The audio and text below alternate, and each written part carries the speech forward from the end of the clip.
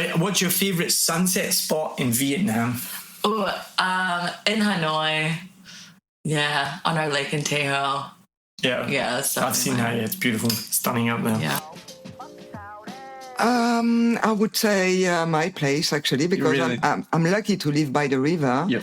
Not in Tao Dien, but on the other side. You know, on when you go on Tran Now, you have many little streets who goes by the river, and I'm just in the front on the Vim Home and the landmark 81. You overlook that on the other side of the river. Yeah.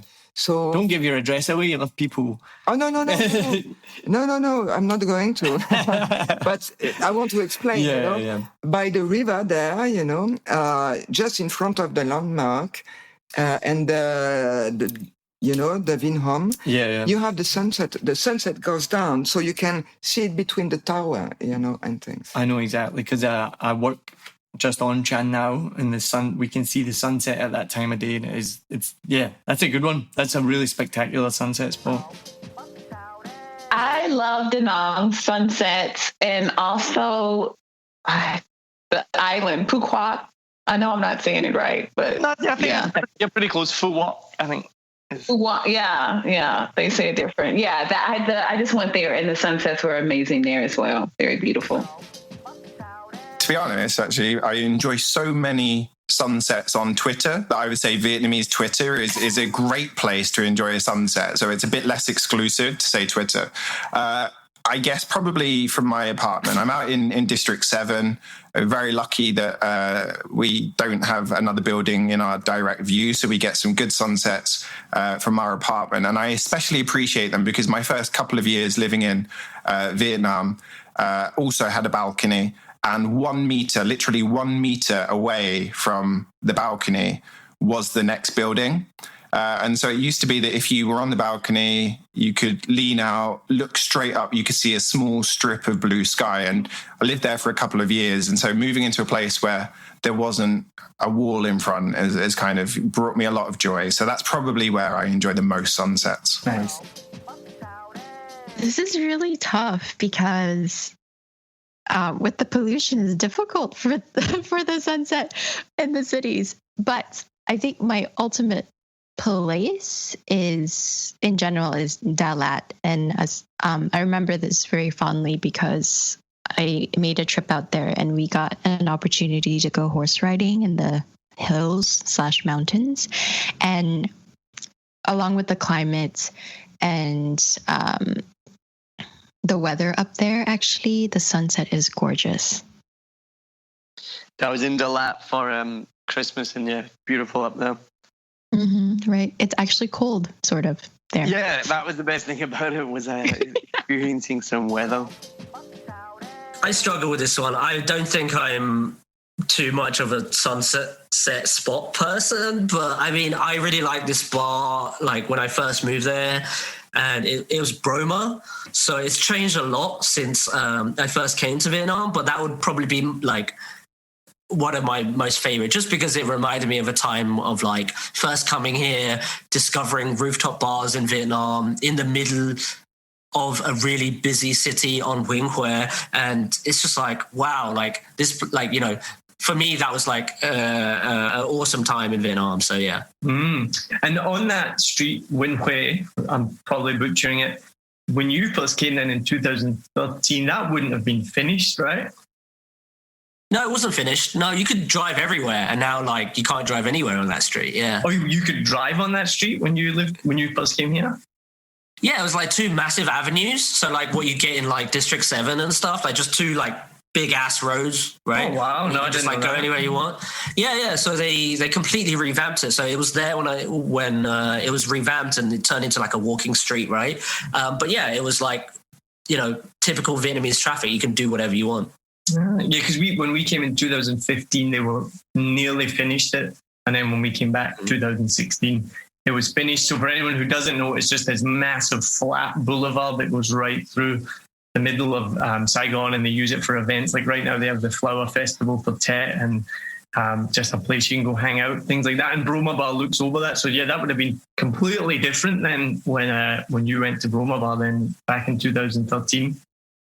Yeah, totally. Like more quiet, more like sleepy and just really nice. Yeah. And do you know that used to be a canal?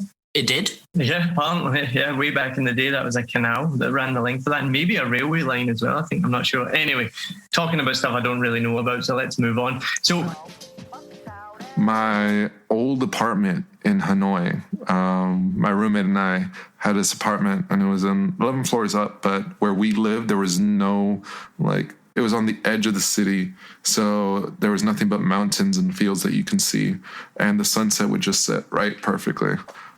Great spot. Just every day after work, just sit, watch the sunset. Perfect.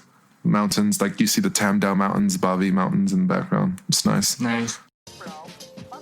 I guess it has to be Da Nang. And any particular place in Da Nang, or just anywhere in Da Nang? The beaches. The beaches in Da Nang are quite nice, and they're actually clean. They're pretty clean compared to like the other beaches in Vietnam, like Vũng Tàu. Also Da Nang, because it's where that part of Vietnam is where my parents are originally from. So there's a lot of attachment. So there's a bit of attachment to that particular area. But yeah, it can be nice. Especially you have Hoi An nearby as well. Just you go there for like a bit of history. But also some nice beaches. So it's a very nice place to visit during the summer. And I don't know if you've been yet, but just recently, my wife and I, we visited the Bana Hills with the hand bridge. And that was and the French village that they have on top of the mountain, which seems like it would be really cheesy. And it sounds terrible, like a fake French village. But it's actually really well done, and it's really nice. And we had a great time. And the sunset, actually, we were up on the top of a mountain, and the sunset was incredible. Actually, like the last time I was there was the last time I was in Vietnam. Like I went there back in August. I was actually doing a couple of shows there with Devin Gray, and I happened to have friends who was living in Da Nang, so I went on a trip with them. We went up to Bana Hill. I think they were doing like an Oktoberfest kind of thing, like at the time. It was quite good, and actually that was the first time I actually saw the big Lord of the Rings hands. Pretty impressive, pretty impressive. I can understand why it was a social media craze back then. The pictures I'd seen before I went were really impressive, and it lived up to expectations. It's really cool. I don't really know what the thinking behind it was. I didn't read anything about why they designed that. For anyone who doesn't know, go look up Bana Hills. And it's these two massive hands holding up a bridge, and it looks like it's really old, but it's really new, and it's quite cool, I think, anyway.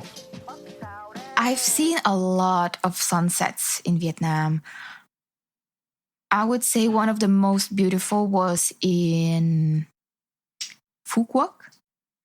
I don't remember the exact location, but it was at the pier, and you can see the sun set there. Very nice.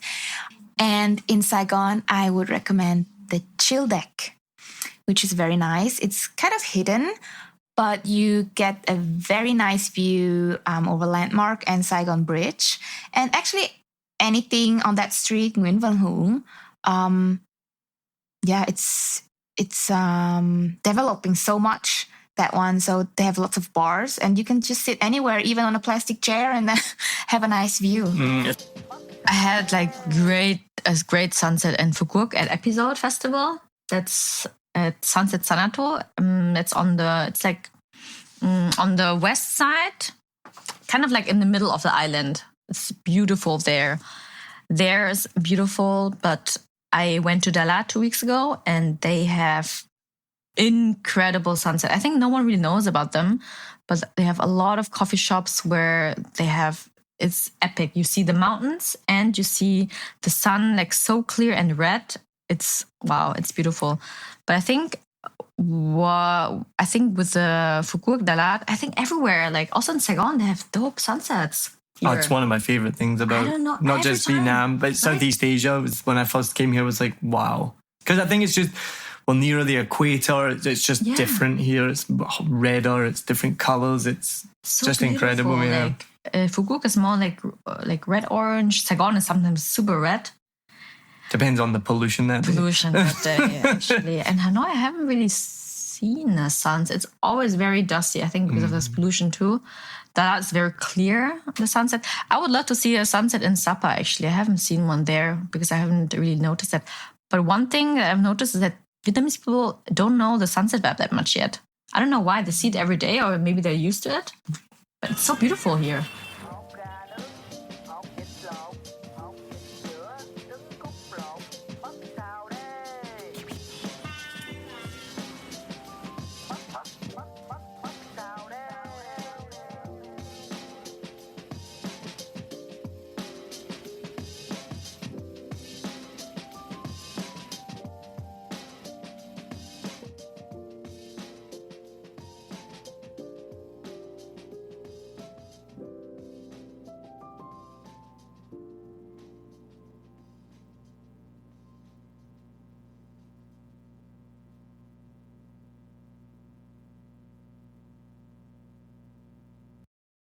I hope you enjoyed this episode. If you're like me, you may use your laptop at places where you have to use public Wi-Fi. This opens you up to digital snoopers. It's a massive problem. It can be your internet service provider, or you know who, looking at what you do online, or a cyber criminal trying to steal your bank passwords or credit card info, or even a hacker at the next table trying to steal your sensitive data. These days, it is vital that you keep your data safe. NordVPN keeps all of these snoopers away.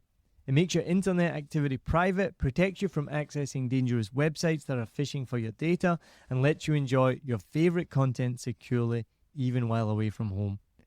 And it's easy to use, even I could use it. I've actually been using NordVPN for years now here in Vietnam, and I'm excited to be an affiliate partner with them. I've used NordVPN to watch Netflix, BBC, Disney Plus with ease. And I also know that my information and data are safe from prying eyes, whoever they may be. Join now and you'll get 68% off and 3 months free when you go to my link, nordvpn.com/SMB.